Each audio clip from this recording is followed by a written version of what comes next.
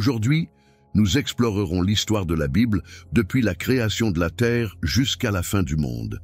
Préparez-vous à être captivés et émerveillés en découvrant les secrets de ce livre intemporel. Mais avant, je vous demande de bien vouloir vous abonner à la chaîne et d'aider à diffuser la parole de Dieu. Vous êtes-vous déjà demandé pourquoi la Bible est si unique? Contrairement à tout autre livre historique, elle couvre une vaste gamme d'événements qui ont façonné notre planète. Cependant, elle se distingue parce que personne n'était présent au début pour témoigner et documenter ces moments initiaux de manière autoritaire. Cependant, quelque chose de vraiment remarquable à propos de la Bible est qu'elle contient la clé de l'avenir, révélant ce qui est à venir. Le Seigneur n'a pas révélé l'avenir simplement pour satisfaire la curiosité, mais pour nous préparer à ce qui est à venir. La Bible contient des prophéties qui nous guident à travers l'inconnu. Saviez-vous qu'il y a des prédictions sur l'avenir dans ces pages? Oui, vous avez bien entendu.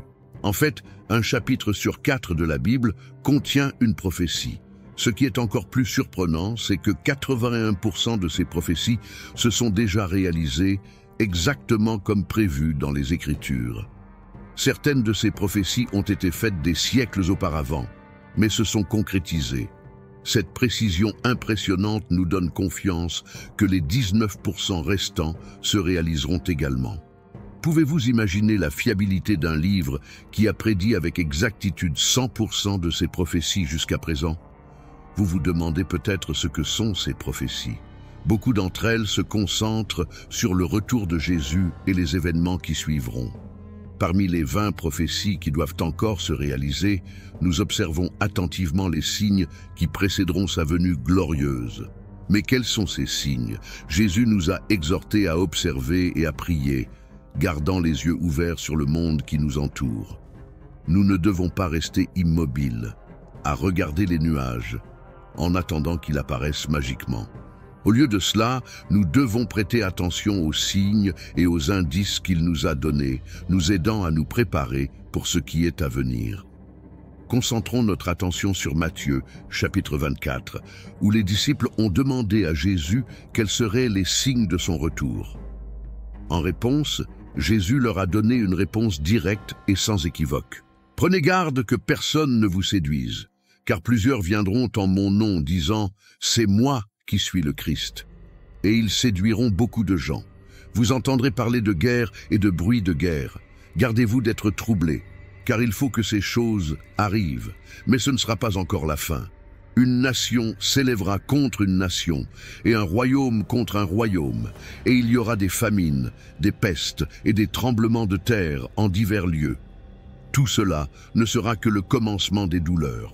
Alors on vous livrera pour être maltraités, et l'on vous fera mourir, et vous serez haïs de toutes les nations à cause de mon nom.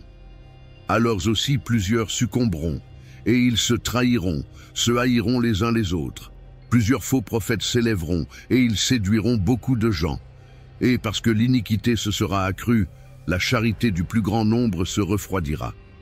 Mais celui qui persévérera jusqu'à la fin sera sauvé.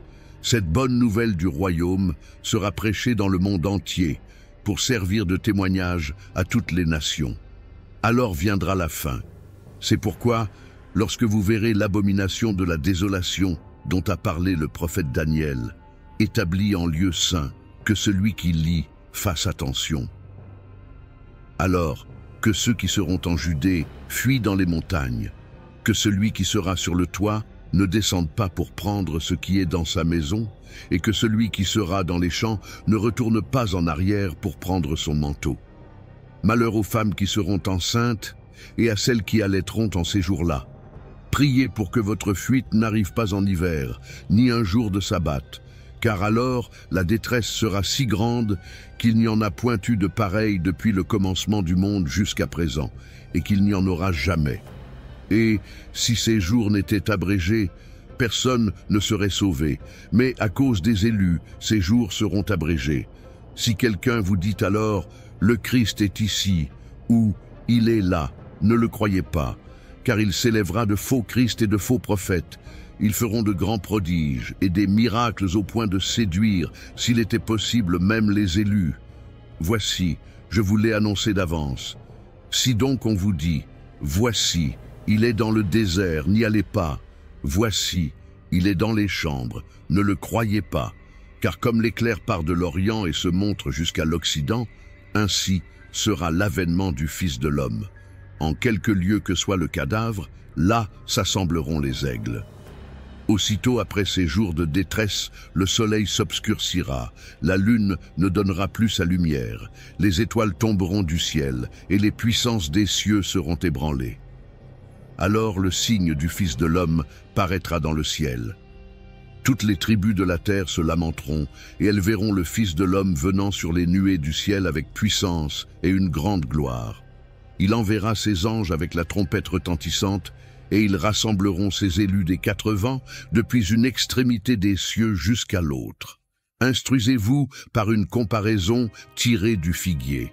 Dès que ses branches deviennent tendres et que les feuilles poussent, vous connaissez que l'été est proche. De même, quand vous verrez toutes ces choses, sachez que le Fils de l'homme est proche, à la porte.